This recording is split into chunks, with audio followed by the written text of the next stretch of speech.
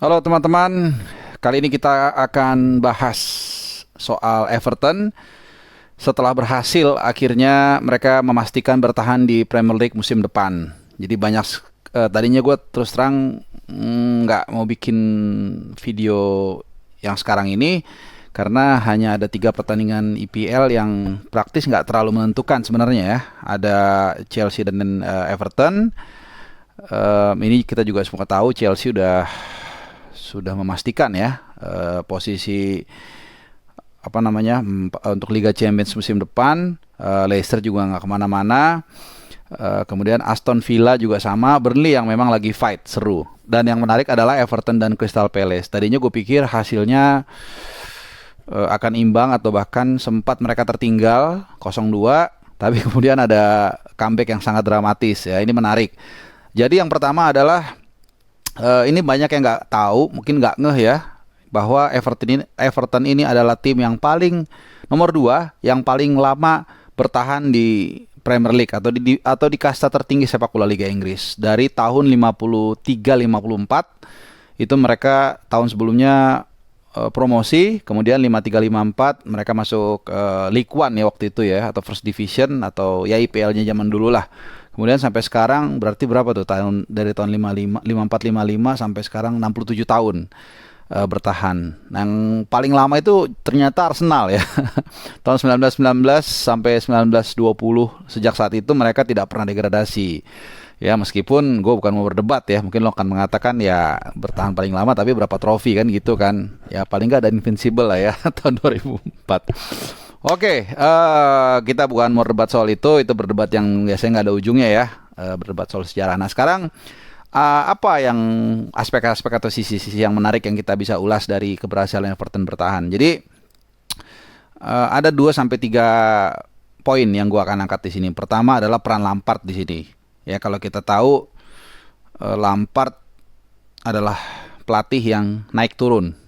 Ketika dia pertama kali mengawali karirnya, dia hampir berhasil membawa Derby County saat itu promosi. Ya, tapi kemudian karirnya leapfrog atau meloncat saat dia dipanggil oleh Roman Abramovich untuk menangani Chelsea. Hanya 6 bulan, kemudian berantakan.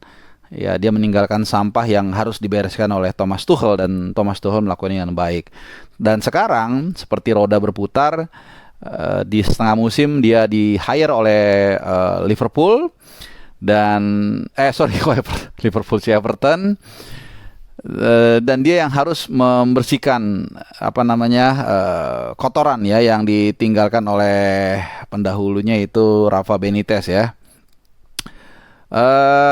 Ya kalau menurut gue sih nggak gampang ya, dan juga banyak yang mengatakan menilai seorang pesepak bola itu nggak bisa di tengah musim ya. Tapi memang faktanya demikian.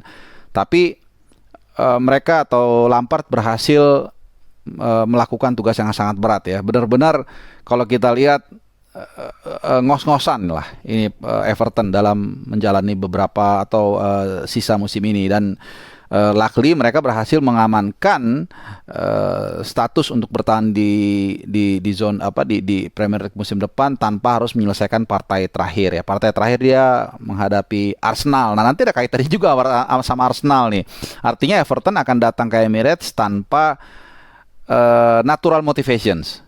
Ya tentunya ya walaupun Arsenal pun bisa menang, kalau kita bicara Arsenal sedikit ya masih tergantung dari Spurs yang akan menghadapi Norwich yang sudah degradasi. Jadi ini menarik. Seperti yang gue bilang di video gue, mungkin 3 video gue sebelumnya atau 4, lawan Arsenal ini Everton masih tergantung nanti partai melawan Crystal Palace. Kalau Everton menang maka kans Arsenal untuk mengalahkan Everton cukup besar. Tapi sekali lagi pesaingnya pun head to headnya Spurs akan menghadapi Norwich yang sudah degradasi. Jadi lawan Spurs dan Arsenal ini sama-sama udah nggak ada kepentingan. Nah kembali lagi kita ke Everton.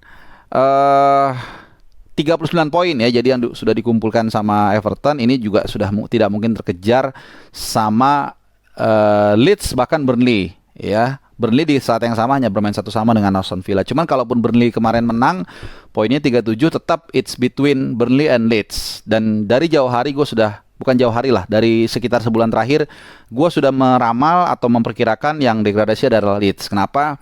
Karena fighting spirit mereka nggak ada, pertahanan mereka juga bobrok banget. Ini mereka paling parah ya, paling parah nomor 2 setelah Norwich ya. Dan Norwich kita tahu udah degradasi sejak jauh hari, jadi mereka nggak terlalu ngotot. Jadi memang ya menarik ya. Ini kita akan lihat tinggal satu tiket ke neraka yang akan diperebutkan antara Burnley dan Leeds. Nah itu tadi soal Lampard ya, balik lagi supaya kita nggak lari-lari. Jadi Lampard ini pelatih yang up and down and up lagi. Gue melihat keberhasilan Everton ini adalah keberhasilan Lampard juga, keberhasilan karir dia. Kalau lu yang nonton pertandingan ini, wajahnya di pinggir lapangan begitu tegang, begitu serius, begitu sports jantung, dan honestly gue penasaran, ingin bertanya, ingin mendengarkan hasil pressconnya. Seperti apa perasaan dia? Ini biasanya kalau kita yang sering liputan, ada aspek-aspek di luar teknis yang juga menarik untuk kita ketahui. Artinya gue pengen tahu seberapa penting kemenangan atau keberhasilan yang mempertahankan Everton kemarin dibandingkan let's say kebanggaan dia membela timnas Inggris atau membawa Chelsea juara Liga Champions, juara Liga dan sebagainya. Ya, dia akan memberikan biasanya jawaban yang honest ya.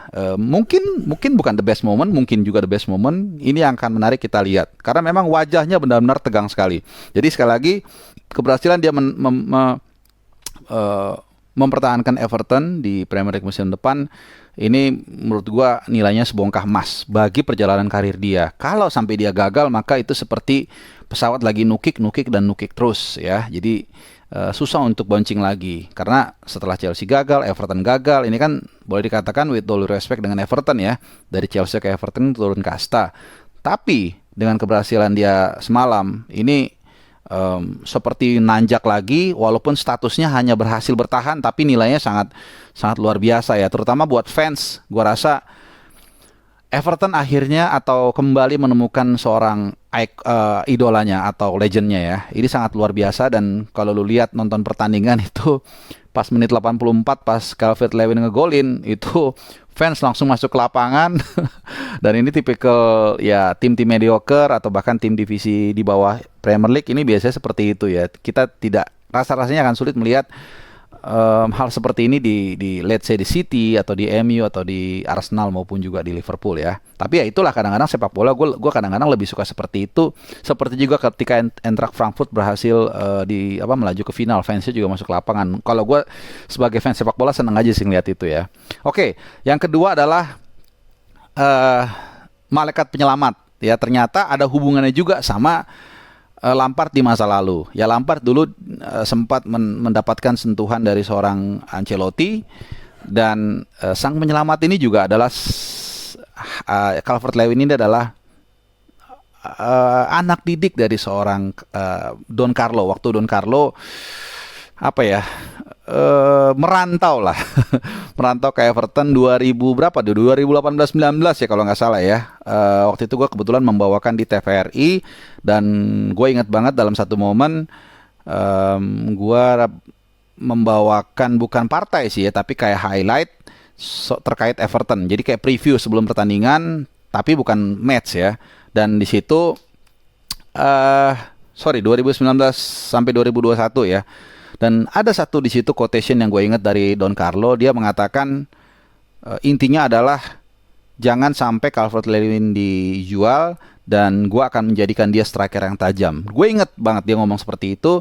Dan setelah itu secara personal gue juga kalau main Fantasy League, buat lo yang main Fantasy League mungkin tahu, gue selalu membeli dari awal. Gue langsung beli dia. Waktu itu harganya masih murah, banyak yang belum terlalu nge. Dan sekarang akhirnya semakin tajam. Musim ini dia memang sempat terganggu dengan cedera, hanya bermain di 3 pertandingan awal, nyetak gol juga kalau nggak salah ya. Coba kita lihat ya, ini biar lebih clear. Cuman memang dia terganggu cedera sehingga di tengah-tengah dia sempat absen cukup lama. Iya, 3 pertandingan awal dia main starter, golin juga 1-1 gitu, 3 gol. Jadi 3 pertandingan 3 gol. Dan itu yang gue bilang, sebagai manajer Fantasy League ini udah langsung banyak yang koleksi dia. Tapi kemudian dia cedera, sempat sembuh tapi juga cedera lagi, jadi kumat lah, relapse. Dan dia ibarat semboyan Napoleon. Saya datang, saya perang dan saya menang. Jadi dia datang di waktu yang pas. Kembali dia 3 pekan lalu, pekan 3 berapa? 37, 36, 35, tapi belum main full dia, hanya 13 menit. Kemudian pekan ke-36 dia main golin 1. Walaupun tidak memberikan keselamatan bagi timnya kalah dari Brentford 3-2, dan kemarin dia main full dan menyumbang 1 gol, match winner ya, assist dari free kicknya Gray. Nah, ini juga Gray super sub. Jadi itulah bagaimana peristiwa dramatis yang terjadi di Everton. Menarik kalau kita lihat, ternyata seperti lingkaran hidup ya. Jadi dulu Frank Lampard dilatih Don Carlo, kemudian Lampard jadi pelatih dan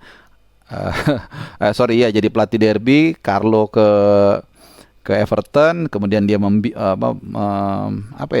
memupuk lah pemain seorang Calvert-Lewin, dan pada akhirnya anak buah mantan bosnya Lampard inilah yang menyelamatkan karir Lampard. Jadi itu dia, Everton sukses, selamat bertahan, luar biasa. Gue sebagai fans Natal senang Everton bertahan, karena ya bagaimanapun juga Everton adalah warna Liga Inggris ya. Seperti yang gue katakan tadi, dia adalah tim kedua yang paling lama bertahan di kasta tertinggi sepak bola Liga Inggris setelah Arsenal, dan tentunya akan selalu ada lawan satu kota dari Liverpool selama musim, ya paling nggak 1 musim ke depan ya.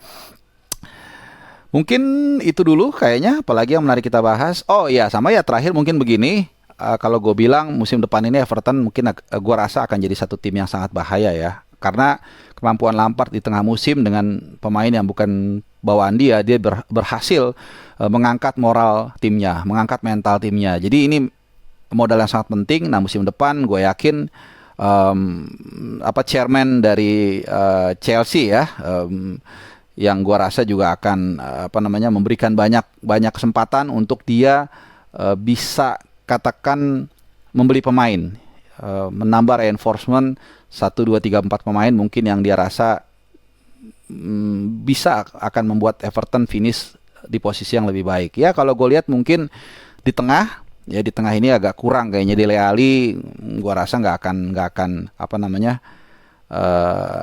akan dipertahankan. Kemudian juga Andre Gomez mungkin akan dijual, dan mungkin dia akan beli 1 atau 2 back mungkin ya. Back sayap itu kiri kayaknya kurang juga, sama back tengah, gitu aja sih. Nah, kita akan lihat musim depan seperti apa Everton akan berbenah dengan pelatih mereka Frank Lampard. Yang jelas Liga Inggris akan kembali hadir dengan Derby Merseyside yang nggak akan hilang musim depan kalau Everton bertahan. Oke, selamat buat pendukung The Toffees dimanapun lo berada. Terima kasih sudah nonton. Sampai jumpa di video gue lainnya. Stay healthy, keep happy, ciao.